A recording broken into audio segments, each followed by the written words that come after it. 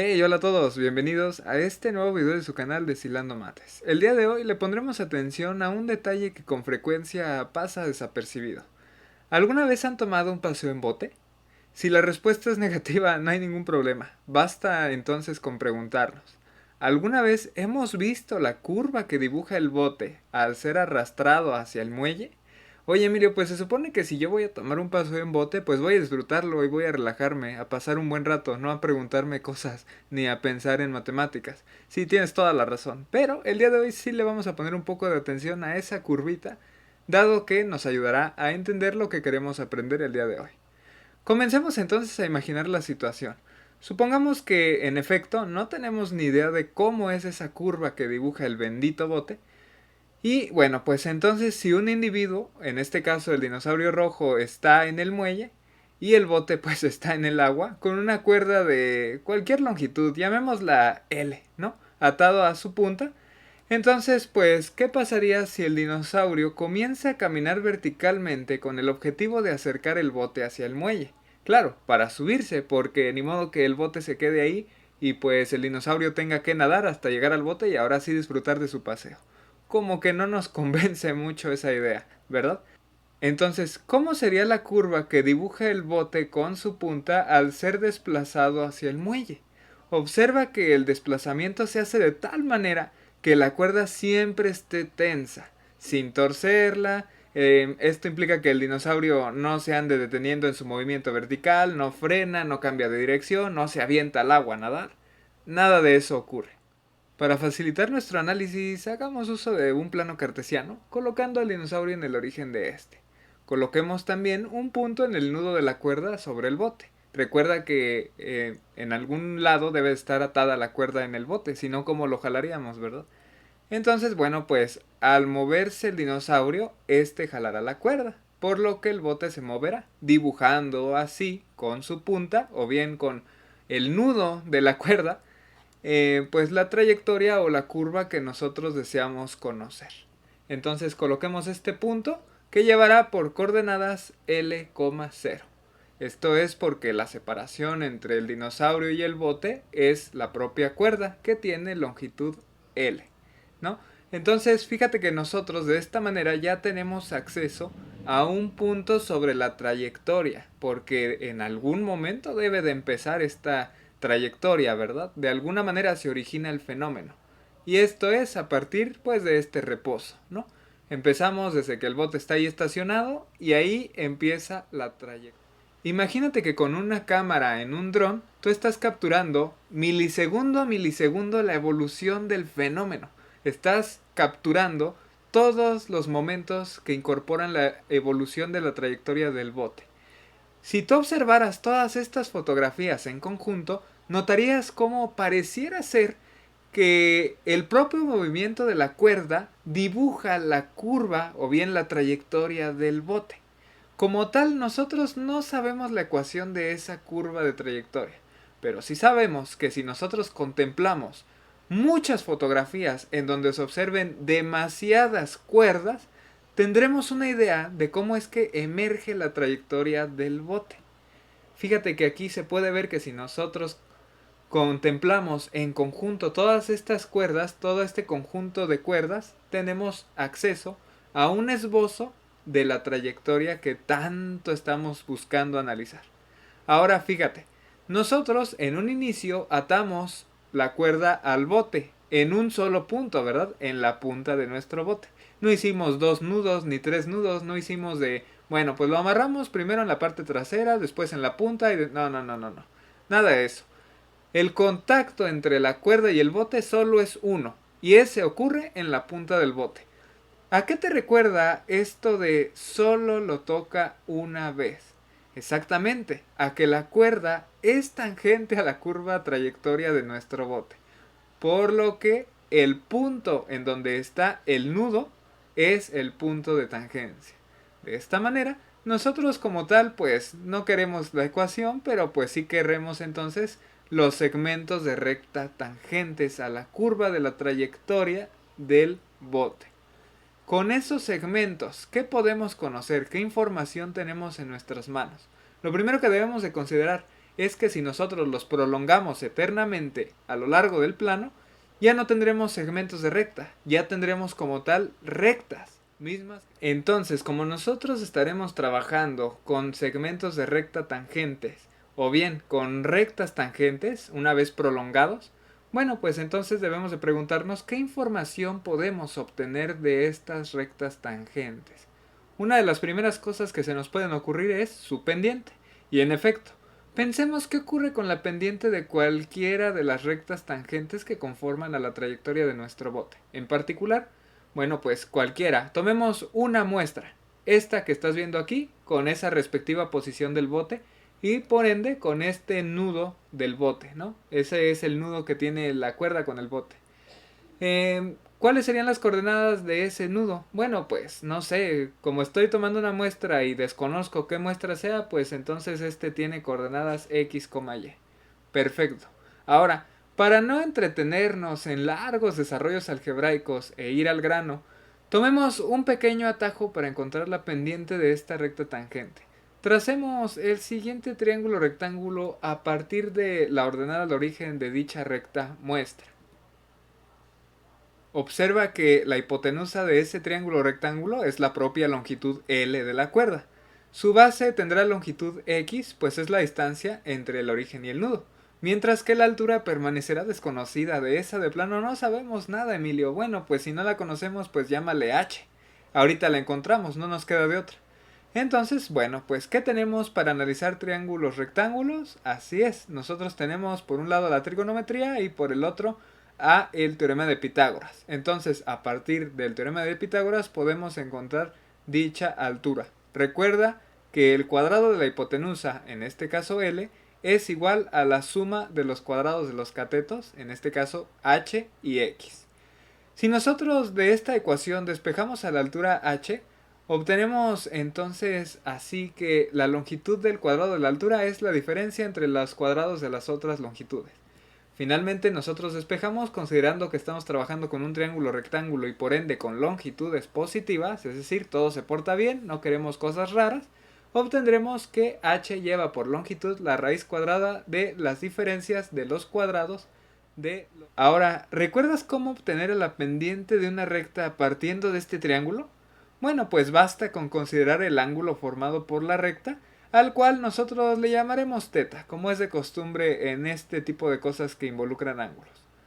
La pendiente de esta recta será la tangente de este ángulo teta, por lo que nosotros tendríamos lo siguiente: la tangente del ángulo teta es el cateto opuesto h entre el cateto adyacente x. Sustituimos a nuestra h y listo. Tenemos acceso a la pendiente de esta recta. Ahora, antes de dar por terminado este paso, pensemos lo siguiente. Todos los segmentos de recta involucrados están apuntando hacia el muelle. Y fíjate que, de acuerdo a nuestro plano cartesiano, el muelle consta tanto del segundo como del tercer cuadrante. Específicamente el segundo cuadrante, porque es ahí en donde tenemos a nuestras ordenadas al origen de las rectas que conforman a este fenómeno. Entonces, ¿qué signo debería de tener la pendiente de una recta que apunta hacia el segundo cuadrante? Ah, bueno, pues debería de ser una pendiente con signo negativo, una pendiente negativa. Ah, ok, Emilio, entonces a esto que acabamos de encontrar de una manera geométrica y por tanto considerando únicamente cantidades positivas, debemos de colocarle un signo negativo porque a nosotros nos interesan aquellas rectas que estén apuntando hacia el segundo cuadrante, o bien hacia el muelle con nuestro querido dinosaurio. Entonces, nosotros deberemos de colocar simplemente un menos ahí en eso que acabamos de encontrar. Antes de colocárselo, quiero que pienses en lo siguiente. Nosotros tenemos acceso a la pendiente de la recta tangente a la trayectoria del bote en cualquier punto x, y. ¿Esto te suena familiar? ¿Te recuerda a alguna clase? Parece ser la propia definición de derivada, ¿verdad? Una función que nos da la pendiente de la recta tangente a una curva en el punto que desees. Ah, ok, Emilio. Entonces lo que hemos encontrado es la derivada de la trayectoria del bote. Exactamente. Nosotros acabamos de encontrar la derivada de lo que vaya a ser la ecuación de la trayectoria del bote.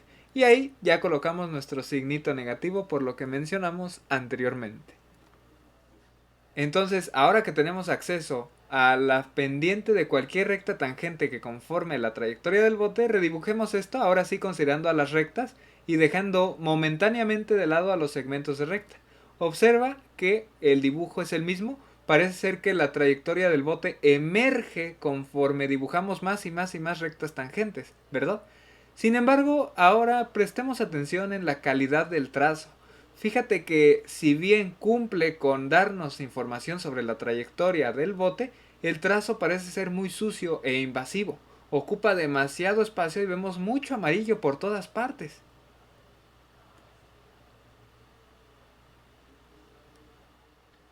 Entonces, a ver, Emilio, nosotros vimos dos formas de dibujar la trayectoria. La primera es a partir de segmentos tangentes, ¿no? Nosotros vimos esta primera forma que era cuando el dinosaurio jalaba ese segmento de cuerda, ¿no? Y solamente era un segmentito de cuerda que apuntaba hacia el muelle y demás. Este segmentito era el que nos daba la información inicialmente. Después de eso, bueno, prolongamos el segmento por los siglos de los siglos y obtuvimos así una segunda manera más sucia, pero también efectiva, por rectas tangentes, ¿verdad? Ay, Emilio, pues mira, como que las dos pues se amontonan, ¿no? Porque me acuerdo ahorita en la imagen que pusiste de cómo era la trayectoria usando los segmentos, también se amontonaban, Emilio, porque el eje Y ahí se veía todo invadido de un montón de ordenadas al origen porque era un cruzadero de rectas que bueno, ya ni te digo. Y el de rectas tangentes pues tantito peor, ¿no? Porque había muchísimo color por ahí, por todos lados y si bien cumplían su función era un trazo bastante sucio. ¿Qué te parece si pensamos en un punto medio de las dos, en algo que nos convenga? Por una parte, queremos lo de los segmentos para tener algo que no ocupe tanto espacio. Un segmento no ocupa tanto espacio. Y por otro lado, queremos algo como las rectas tangentes que nos indiquen específicamente la dirección que va siguiendo nuestra trayectoria. Entonces, bueno, pues un punto medio sería lo siguiente. Considera nuevamente un segmento, pero que esté hacia adelante y hacia atrás como si fuera una pequeña recta tangente. Ahí lo tenemos. De esta manera ya no tendremos un cruzadero de rectas tangentes ni un cruzadero de segmentos. De esta manera ya el trazo sería más limpio. Fíjate que tendríamos acceso a una trayectoria más limpia y más fácil de interpretar. Como es de esperarse, existe una forma precisa de conocer la ecuación de la trayectoria del bote. Esta forma es simplemente resolver esta ecuación diferencial. ¿Ecuación diferencial, Emilio? ¿Cómo está eso? Sí, esta es una ecuación diferencial porque la incógnita es una función. Nosotros tenemos en el lado izquierdo la derivada de dicha función, pero lo que nosotros deseamos conocer es qué función tuve que haber derivado para llegar a lo que está en el lado derecho. Ah, ok, Emilio. Entonces, resolver esa ecuación diferencial nos dirá de una forma analítica la ecuación precisa de la trayectoria de nuestro bote. ¿Por qué no vimos eso desde un inicio en vez de ver tanto método gráfico, Emilio? Ah, bueno, pues fíjate bien lo que vamos a contemplar. Resolvámoslo de manera analítica, ahorita, en medio de todos los trazos y dibujos que hicimos. Bueno, pues para ello nosotros lo que tenemos que hacer es integrar respecto de x a ambos lados. Del lado izquierdo nosotros estaríamos integrando una derivada. El teorema fundamental del cálculo nos dice que si hacemos esto tendremos acceso a la función que tuvimos que haber derivado para llegar a lo que estuvimos integrando, ¿no? Es decir, nosotros completamos una definición de diferencial, integramos respecto de y a la constante 1 y obtendríamos otra vez a y. Cualquiera de los dos caminos es correcto. Lo interesante es en el lado derecho y tenemos una integral de estas tan invasivas que ya sabemos que siempre que en el integrando aparece una raíz cuadrada va a haber una serie de problemitas. Nosotros tendremos que usar un método lo suficientemente agresivo como para destruir este tipo de integrales. Casi siempre las integrales que tienen estas raíces cuadradas se atacan por medio de una sustitución, específicamente una sustitución trigonométrica. ¿Qué te parece si la resolvemos muy rápido? La principal idea de la sustitución lógica es asignar a cada uno de los términos que aparecen en a un nuevo término que representa el objetivo de hacer las cosas sencillas. ¿Y por qué lógica es sencillo? Bueno, porque este tipo de raíces cuadradas que aparecen en el lado del se pueden obtener de una manera muy sencilla en los términos rectángulos. Por ejemplo, si nosotros agarramos este triángulo, nuestro triángulo rectángulo, y nosotros vemos que la longitud de este triángulo es su cateto puede tener la longitud x y a partir de la longitud x encontramos la longitud de el cual es esta raíz cuadrada problemática que aparece en el lado de nuestro triángulo. Ahora, nosotros a partir del uso de las geométricas reconstruimos este integral. Por ejemplo, si nosotros encontramos tenemos lo siguiente. Observa que coseno y tangente consideran el uso de esta raíz cuadrada problemática, mientras que el seno solamente es una división de dos longitudes tan sencillas. La gracia del seno aquí es que es fácil de x de esa división, por lo que si nosotros la hacemos obtenemos el cambio de realizar. En efecto, nosotros tenemos que hacer x igual a l seno de. Si vamos a hablar de los vectores, nosotros podemos que el diferencia de x igual a l coseno de. De esta manera estamos posicionando la integral. Ahora nosotros podemos entonces que la integral de a partir del uso de esta manera podemos hablar en dos integrales sencillas, mismas que ya pueden medir cualquier fórmula de diferencia. De esta manera obtenemos el resultado de integrales de. Sin embargo, nosotros no estamos trabajando con t, ¿verdad? Estamos trabajando con x, por lo que vemos en cada una de las dos geométricas que aparecen en este resultado, o su equivalente en términos de x, que es coseno, que está antes de la constante de integración, ya lo tenemos. Nos falta esta coseno y esta tangente. Sin ningún problema podemos estas dos geométricas a partir de los círculos que ya tenemos. Sustituimos y de esta manera tenemos acceso a la ecuación de la curva de la trayectoria del bote. ¿Cuál es el papel de esa constante de integración, Emilio? ¿Qué función cumple? Bueno, pues mira, recuerda que cuando nosotros tenemos una función y le sumamos una constante, estaremos generando una traslación vertical de esta función. Sin embargo, eso nos lleva a la difícil tarea de seleccionar entre todas las curvas que se generan al trasladar a una sola, aquella que cumpla nuestras condiciones iniciales. Claro, porque yo no quiero todas esas trayectorias. Yo estoy trabajando con condiciones muy particulares en mi bote. Nuestro bote tenía una condición inicial, y es que acuérdate que te había encargado que la recordaras muy bien. La trayectoria iniciaba en el punto de abscisa L. Recuerda que nosotros ya habíamos hablado de cómo estaba estacionado inicialmente el bote. Incluso dijimos que nosotros ya teníamos acceso a un punto que formaba parte de la trayectoria del bote. Ese punto donde todo comienza, ¿verdad? Ah, bueno, entonces, de la ecuación que nosotros encontramos analíticamente tras haber integrado, ¿qué tengo que hacer para encontrar específicamente esa curva que pasa por el punto que yo tengo? Ah, bueno, pues tengo que sustituir el valor de L y eso igualarlo a 0. Porque esa curva debe de valer 0 en L. Ah, bueno, pues entonces hagamos esas operaciones, Emilio. A ver, nosotros teníamos la siguiente ecuación, ¿no? Menos L, logaritmo natural, bla, bla, bla, bla, bla, más una constante de integración. Si sustituimos el valor de L en este monstruo, nosotros obtendremos algunos ceros.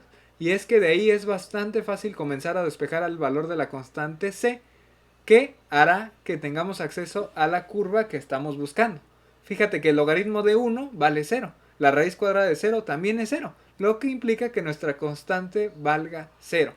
Entonces, de todas las curvas que hay trasladadas, a nosotros nos interesa aquella que se trasladó 0 unidades. Es decir, nos interesa aquella que no sufrió traslación vertical.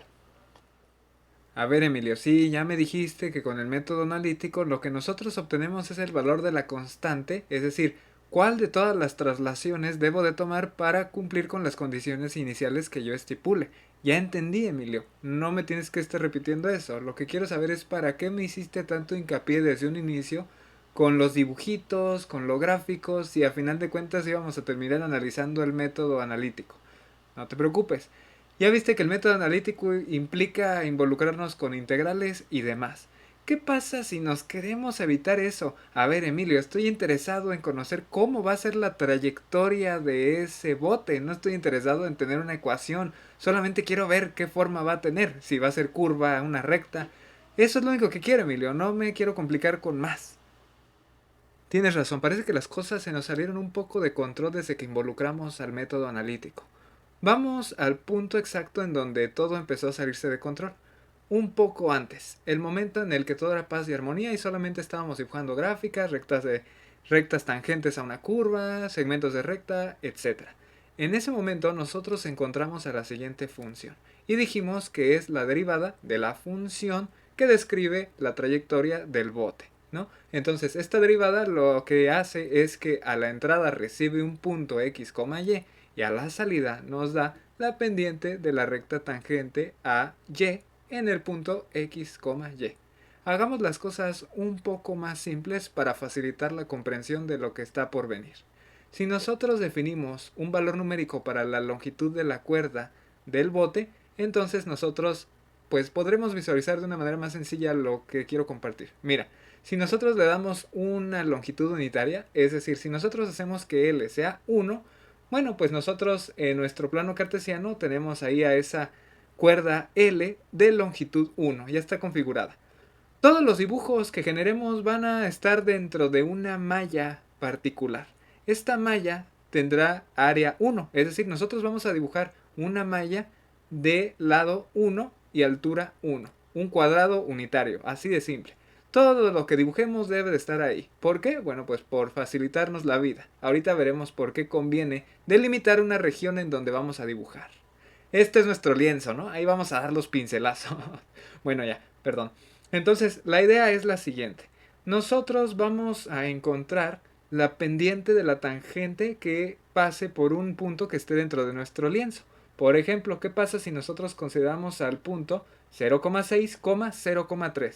¿Cuál será la pendiente de la tangente que pasa por ese punto, ¿no? Ese puntito es el punto de tangencia. ¿Cuál es la pendiente de la recta que tiene ese punto de tangencia? Bueno, pues para ello necesitamos darle a la derivada el punto 0,6, 0,3. Pero, oh sorpresa, mi derivada en su definición no contempla a la coordenada y. Como puedes ver, en el numerador tengo esa raíz cuadrada de l cuadrada menos x al cuadrada, mientras que en el denominador solamente tengo a x. Esta definición solamente contempla a la coordenada x. ¿Será que la derivada se está portando buena onda con nosotros y nos está ahorrando los cálculos? Pues quién sabe, ahorita iremos viendo. Como nada más contempla la coordenada x, bueno, pues para encontrar la pendiente de la tangente al punto 0,6, 0,3, nosotros únicamente sustituiremos 0,6. A ver, entonces la derivada evaluada en 0,6 me da menos 4 tercios. Eso quiere decir que la pendiente de esa tangente es de menos 4 tercios. Pero ya dijimos que dibujar segmentos muy largos pues ensucia los trazos, ¿no? También dijimos que dibujar las rectas tangentes completas también ensucian mucho los trazos. Y queremos dar pinceladas finas, precisas. No queremos trazos sucios, trazos que sean invasivos ante nuestro lienzo, que está delimitado y está chiquito, ¿no? No podemos desperdiciar espacio. Queremos un trazo fino. Entonces dibujemos una versión mini de la recta tangente. Un segmentito que simule una mini recta tangente. Y bueno, pues este segmento debe de tener pendiente menos 4 tercios. Ahí lo tenemos, ya tenemos esa mini recta tangente con ese punto de tangencia. Bien, ahora consideremos otro punto, por ejemplo el punto 1,0,1. Bueno, pues en ese punto lo mismo, lo metemos a la derivada y a la salida me dará la pendiente en ese punto. Perfecto. Como la derivada no contempla coordenada y, bueno, nada más reemplazo la coordenada x y el mismo trámite, ¿no? Como resultado obtenemos 0. Esto quiere decir que la pendiente en ese punto es nula. Por ende, debemos de dibujar un segmento o una mini recta tangente horizontal. Pues recuerda que las rectas horizontales tienen pendiente 0. Si nosotros continuamos dibujando estas mini rectas tangentes en un conjunto de puntos dentro de nuestro lienzo, obtendremos lo siguiente. Ahora quiero que notes algo que ocurrió anteriormente. Nosotros vimos que la pendiente en un punto con abscisa 0,6 era menos 4 tercios. Y en realidad nosotros vimos que solamente bastaba con sustituir en la derivada al 0,6, porque como la derivada en su definición no considera la coordenada y, basta con reemplazar solamente el 0,6. Pero ¿cómo se observa esto en el diagrama que acabamos de elaborar? ¿Y cómo podríamos facilitarnos el trabajo? Bueno, pues como puedes ver, todos los segmentos que dibujamos sobre la recta x igual a 0,6 tienen la misma pendiente menos 4 tercios. Y esto se debe a eso, a la independencia de la y. Como la definición de derivada no contempla esta coordenada, lo que dice es, mira, da igual, yo no estoy dándole importancia, a la coordenada y. A mí me basta con que me des la coordenada x. Ya la coordenada y da igual. Todos los puntos que tengan esa coordenada x que tú me vas a dar van a tener la misma pendiente sin importar cuál sea su coordenada y. Ah, bueno, pues ahí lo tenemos. Y lo mismo ocurre con el otro puntito. Todos los puntos con abscisa 1 van a generar el mismo segmento o la misma mini recta tangente con pendiente 0. Entonces, como puedes ver, son los mismos. Entonces, ¿qué es lo que pasa? Que nosotros podemos darnos cuenta que habrán otras rectas en las que ocurrirá lo mismo, específicamente estas de aquí. Cada una de ellas conecta a segmentos de una misma pendiente. Esto gracias a la independencia que dijimos. Estas rectas que unen segmentos de una misma pendiente se llaman isoclinas. Iso de iguales y clinas de inclinación. Segmentos o mini rectas tangentes que tienen la misma inclinación. Entonces, si nosotros cambiamos la pregunta y nos ponemos a graficar aquellas rectas o curvas que unan a segmentos de la misma pendiente, Ah, bueno, pues entonces primero graficaríamos todas las isoclinas y como yo sé que a lo largo de esas rectas o de esas curvas únicamente hay segmentos de mismas pendientes, entonces bastará con dibujar repetidamente el mismo segmento a lo largo de esa trayectoria. En este caso a lo largo de estas líneas verticales de colores. Entonces, bueno, pues depende de qué tan cómodo se te haga a ti comenzar con la pregunta de las isoclinas o bien ir generando puntualmente en nuestro lienzo cada segmentito de distinta pendiente. Claramente hacer esto a mano es una tortura. Si alguien te lo pide, denúncialo. La idea es usar también sistemas computacionales para facilitar el trabajo. GeoGebra tiene distintos comandos para generar este tipo de gráficas, que por cierto, reciben el nombre de campos direccionales. Es probable que te estés preguntando, Emilio, ¿por qué los campos direccionales tienen tantas mini rectas tangentes y nosotros solamente estamos interesados en una trayectoria? Una muy particular que es la de nuestro bote. Las demás no nos importan. Me recuerda el método analítico, Emilio. Estoy empezando a creer que no lo mencionaste nada más por salirte del camino. En efecto, no lo mencioné nada más por salirme del camino. Recuerda que el método analítico nos hablaba de una función que era solución de una cierta ecuación diferencial. Entonces, nosotros lo que hacíamos era considerar la gráfica de esa función, que incorporaba una constante de integración, la cual hacía que se trasladara la solución de manera vertical. Entonces teníamos una gráfica con un montón de traslaciones, ¿te acuerdas? En función de las condiciones iniciales que nosotros tuviéramos, nosotros hacíamos un despeje de la constante de integración para saber cuánto tenía que valer y por lo tanto cuál de todas las traslaciones que se generaron elegir para mi problema particular. Eso mismo pasa con los campos direccionales. Si nosotros dibujamos simultáneamente un campo direccional con este conjunto de traslaciones del método analítico, tendríamos algo más o menos así. Como puedes ver, todos los segmentitos de recta van obedeciendo a una posible trayectoria o a una posible traslación del método analítico. En este caso, nosotros, si solamente decidimos dibujar un campo direccional en vez de resolver con un método analítico, tenemos que pensar en lo siguiente. Bueno, ¿qué condición inicial tengo? Ah, pues yo tengo que el bote inicialmente está estacionado en este punto L,0. Ah, bueno, pues ese punto L,0 está aquí. Ah, ok, bueno, entonces las curvas que yo voy a analizar deben de empezar desde aquí. No me voy a involucrar en una que esté hasta acá arriba, ¿verdad? A mí me interesa esto de aquí. Si tienes más puntos, adelante, los usas y los vas contrastando de tal manera que digas, pues mira, aproximadamente la trayectoria que más se asemeja a mis condiciones y a mis observaciones es esta de aquí. Y como puedes ver, irá coincidiendo esta trayectoria con la trayectoria arrojada por el método analítico. Esta trayectoria verde menta es aquella que no se trasladó, aquella que no está trasladada ni hacia arriba ni hacia abajo, aquella cuya constante de integración es nula, cero. Y fíjate cómo el campo direccional va coincidiendo en mayor o menor medida con esta solución. El campo direccional solamente es una aproximación y si la aproximación es buena o mala, depende del número de puntos que consideres en el interior de tu lienzo, es decir, el número de mini rectas tangentes que grafiques. Si nosotros decidimos solamente dibujar pocos segmentos o mini rectas tangentes, entonces tendremos una aproximación muy vaga. Como puedes ver ahí, no es tan legible la trayectoria o la dirección solución a nuestro caso particular. Sabemos desde dónde despega el bote e incluso ahí se alcanza a ver un segmento verde. Entonces, desde ahí empiezo. Pero después es difícil saber hacia dónde ir porque como que no hay una tendencia tan notoria. Si nosotros aumentamos el número de mini rectas tangentes, entonces nosotros tendremos una mejor aproximación. Y si lo incrementamos aún más, entonces será muchísimo mejor mi aproximación y más fácil generar una trayectoria lo más cerca posible de la analítica. Entonces, fíjate que es un gran atajo el generar un campo direccional ante una ecuación diferencial de la forma como la que vimos anteriormente, ¿no? La derivada igual a esta cosa de acá, ¿no? Del lado izquierdo la derivada, del lado derecho lo que sea que sea.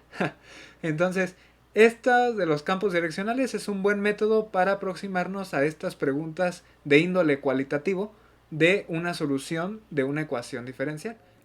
Muy bien, pues hasta aquí hemos llegado el día de hoy. En esta ocasión tuvimos la oportunidad de aprender a construir un campo direccional y de identificar que las isoclinas son curvas que atraviesan segmentos o mini rectas tangentes de pendientes iguales. También encontramos la trayectoria que genera un bote al ser arrastrado por una cuerda. Específicamente, esta curva que se dibuja gracias al bote y a la cuerda se llama tractriz, y es una curva que tiene la propiedad de que la cuerda siempre es tangente a esta curva. Y bueno, espero que este video haya sido de tu agrado, que hayas aprendido junto conmigo y que nos veamos en una próxima ocasión. No olvides suscribirte, dar un me gusta, compartir este video y dejar este comentario si necesitas ayuda en algo. Sin más, gracias por estar aquí. Adiós.